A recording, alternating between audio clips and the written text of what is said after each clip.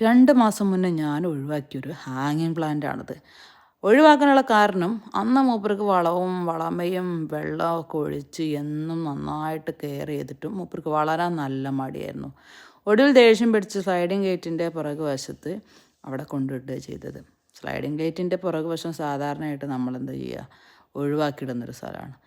അപ്പോൾ മൂപ്പര് 2 മാസം കഴിഞ്ഞ് നോക്കിയപ്പോൾ അത് നല്ല ഉഷാറായിട്ട് അവിടെ വളർന്നിട്ടുണ്ട്. എന്നാൽ പിന്നെ മൂപ്പരുടെ വഴിയിലുള്ള ചിരട്ടയും ചകിരിയും ചെരുപ്പൊക്കെ ഒഴിവാക്കി മൂപ്പർക്ക് കൂടുതൽ സ്ഥലം കൊടുക്കുക എന്ന് വിചാരിച്ച് എല്ലാം ഒഴിവാക്കിയിട്ടുണ്ട്. ഇനി മൂപ്പര് കൂടുതൽ സ്വതന്ത്രമായിട്ട് വളരട്ടെ. താന്തോന്നിയായിട്ട് വളർന്നത് കൊണ്ട് തന്നെ ഒന്നും ഒരു ഓർഡറിലല്ല. അതുകൊണ്ട് മുടിയൊക്കെ വെട്ടിക്കൊടുത്ത് ബാക്കി വന്ന ചെടികളൊക്കെ കുറച്ചും കൂടി ഭാഗം ഉണ്ടായിരുന്നു കാട് പിടിച്ച് കിടക്കുന്നു, പുല്ല് പിടിച്ച് കിടക്കുന്നു, അവിടെയൊക്കെ ഒന്ന് വൃത്തിയാക്കി അവിടെ നിക്ഷേപിച്ചു.